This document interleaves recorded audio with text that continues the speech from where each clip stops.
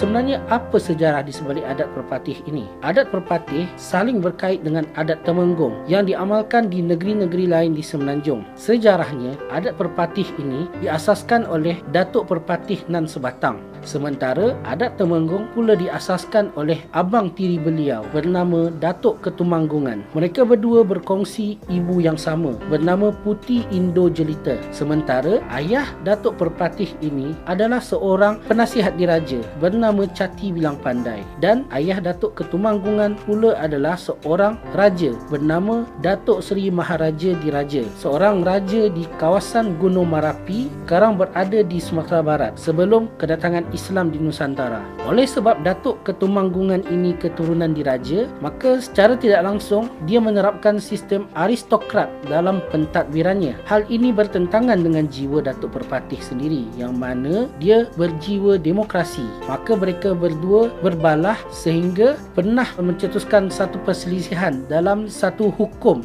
iaitu Undang-Undang Tarik Balas, di mana hukum tersebut siapa yang membunuh harus dibunuh. Maka perselisihan ini akhirnya diakhiri dengan Datuk Perpatih tersebut menikam satu batu yang sekarang batu tersebut bernama Batu Batikam di kawasan Pagaruyung, Sumatera Barat sebagai satu tanda perdamaian. Memandangkan jiwa orang Minangkabau yang suka merantau dan mengembara ke tempat baru, maka orang-orang Minangkabau ini pergi merantau ke beberapa kawasan berdekatan Sumatera, termasuklah ke Semenanjung Malaysia ini, di mana mereka membuka kawasan Negeri Sembilan pada abad ke-14, kawasan Bayan Lepas di Pulau Pinang oleh Nakhoda Bayan, Nakhoda Intan dan Nakhoda Kecil pada awal abad ke-18, serta beberapa kawasan di Kuala Lumpur ini seperti Kerinci dan Bangsa pada akhir abad ke-19.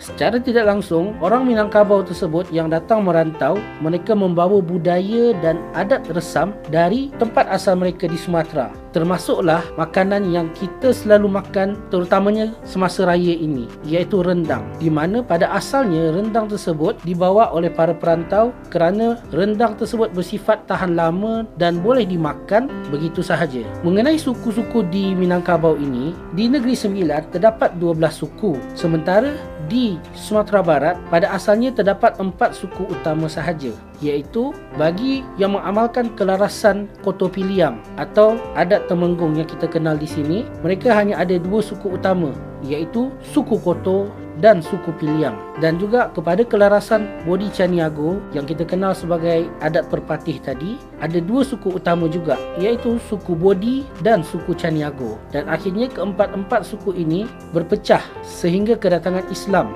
di Minangkabau, Sumatera. Sementara 12 suku di Negeri Sembilan ini yang kita dengar dalam lagu Waris Rembau Most Wanted, di mana 9 daripada 12 suku tersebut mengambil dari nama tempat asal mereka dari Sumatera tersebut, seperti Payakumbuh, Simolenggang, Batu Hampar, Batu Bolang, Solomak, Mungka, Tiga Batu, Tiga Nenek dan Tanah Datar. Malahan Tanah Datar itu sendiri adalah satu negeri tempat asalnya kerajaan Pagaruyung, iaitu kerajaan terakhir di Sumatera Barat. Secara tidak langsung, pengaruh Minangkabau telah berada di Nusantara ini, bukan sahaja di Malaysia ataupun Indonesia, malahan sampai juga ke Singapura. Seperti Presiden pertama Singapura iaitu Yusof Ishak, pencipta lagu kebangsaan Singapura, Majulah Singapura, iaitu Zubir Said, kedua-duanya adalah orang Minangkabau sendiri. Dan juga yang di-Pertuan Agong pertama kita, Tuanku Abdul Rahman, mereka semua berdarah Minangkabau.